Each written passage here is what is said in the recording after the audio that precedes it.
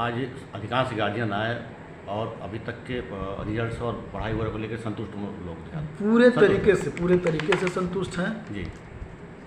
Okay, summer vacation भी sir होने वाला है, तो हो ही गया होगा लगभग इस पीरियड दौरान भी किसी तरह कोई आयोजन वगैरह बच्चों के लिए क्या संदेश दिया गया कि इस पीरियड में कैसे बच्चे अपना समय स्पेंड करें? अब हॉलीडे होमवर्क के साथ साथ, चूँकि उस होमवर्क में ध्यान जरूर रखा गया है कि हॉलीडे है, मैक्सिमम वर्क ना, यदि 30 दिन की छुट्टी है तो 15 दिन का ही हम लोग वर्क दिए हुए हैं।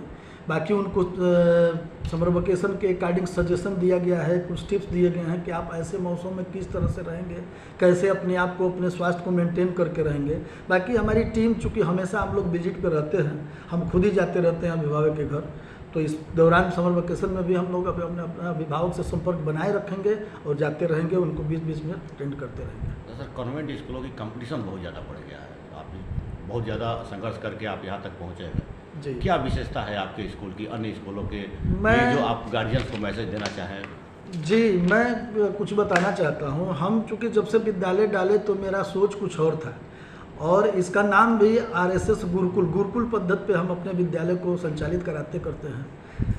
एक तो हर मंथ में हम अदर एक्टिविटियाँ कराते रहते हैं जिससे बच्चों में सर्वांगीण विकास हो पाए।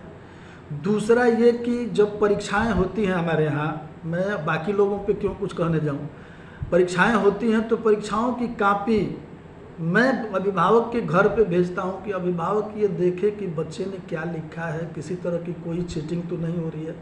क्योंकि अक्सर विद्यालय लोग चीटिंग कर रहे हैं, बच्चों की मार्क कुछ और आती है, देते कुछ और है। उसको भी हम लोग पारदर्शिता करके रखते हुए हैं। कंप्लेन आती है? जी।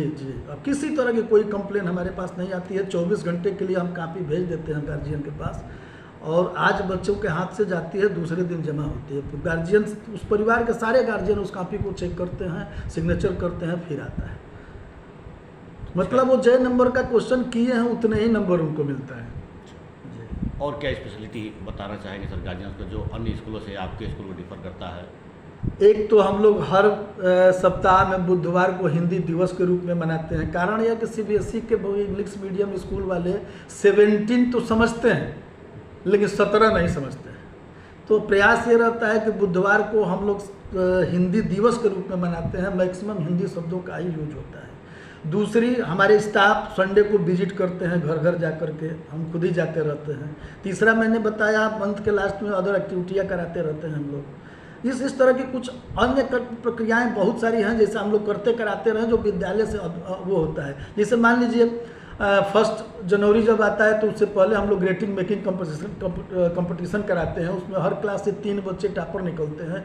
उन ग्रेटिंग्स को लेकर के हमारे बच्चे इस मेडिकल में या SDM तहसीलदार सबको जा करके देते हैं। यही नहीं, राखी मेकिंग कंपटीशन होता है, और फिर वो राखियों को लेकर के हमारी स्कूल की बच्चियां आपके बेलथा रोड SDM तहसील स्वास्थ्य विभाग थाने होने पे इधर भी जा करके हमारे बच्चे बांटते भी। ऐसा भी वीडियो है मेरे पास। एक डॉक्टर थे जो रोने लगे थे क्योंकि उनकी सिस्टर कुछ ही दिन पहले एक्सपायर हो चुकी थी। तो खुद का बनाया हुआ राखी लेकर के बच्चे जाते हैं, बांधते हैं। एक्टिविटीज में ज़्यादा आप जी। मतलब मेरा ये सोचना रहता है कि बच्चों का सर्वांगीण विकास हो, पढ़ाने के साथ साथ बाकी फील्ड में भी हम इनको पारंगत बनाते रहें। अच्छा सर, स्कूल में आपको देखा गया कि किताबी पढ़ाई के साथ साथ बच्चों को एक भारतीय संस्कृति से भी जोड़ के रखा गया। क्योंकि अधिकांश में आपके ऑफिस चैम्बर में बैठा था, कुछ बच्चे आए, भारतीय परंपरा के तहत अपने गार्जियंस का पैर छूना, बड़े लोगों का सम्मान करना, तो क्या संदेश इसके लिए दिया जाता है आखिर? बड़े अच्छी बात आपने पूछी। हमारे यहाँ गुड मॉर्निंग, गुड आफ्टरनून नहीं बोला जाता, बच्चे जय हिंद बोलते हैं। क्लास में जब कोई क्लास टीचर सब्जेक्ट टीचर इन करता है तो बच्चों की स्टैंडिंग पोजीशन में तब खड़े होकर के हाथ जोड़ करके और सर को झुका करके जय हिंद बोलते हैं। हम लोगों के द्वारा एडवाइस किया जाता है कि फीट को टच किया कैसे जाता है। उनको हम अभिभावक के फीट को या टीचर को फीट को दोनों हाथ से हम लोग समझाते हैं, बच्चों को छू करके फिर सामने खड़े होकर के प्रणाम करना रहता है। ये सारी चीज़ें हम लोग बताते रहते हैं। और एक और, जैसे हमारा स्कूल 4 ग्रुपों में बटा हुआ है। हमारे यहाँ प्रेयर नर्सरी से लेकर के 12 के प्रत्येक बच्चों को कराना रहता है रोल नंबर वाइज। हम लोग भी पढ़े हैं, चिन्हित बच्चे हुआ करते थे, केवल वही कराते थे, लेकिन मेरे यहाँ नर्सरी से 12 के सारे बच्चे प्रेयर कराते हैं। 7 बच्चों का रोल नंबर होता है। एक ग्रुप हर ग्रुप से ABCD 4 ग्रुप में पूरे विद्यालय को हम लोगों ने बांट रखा है। हर ग्रुप से एक बच्चा टॉपर होता है, हर ग्रुप से प्रेयर में एक क्लास टॉपर होता है, उनको सम्मानित किया जाता है।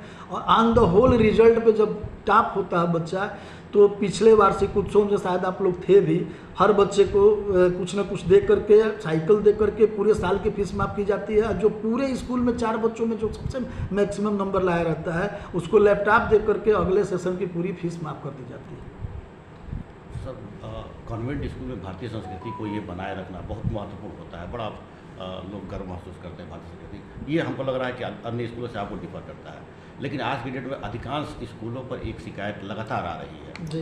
निश्चित तौर पे आप भी फेस करते होंगे। गार्जियंस को संतुष्ट नहीं कर पाते हैं। अक्सर बच्चों के साथ टॉर्चर करने की समस्याएं, शिकायतें आ रही हैं जी।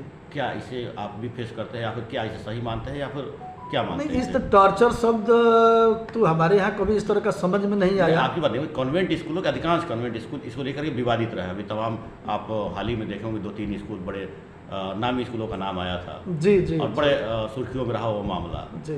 तो इसे किस तरह नज़रिए से देखते हैं आप?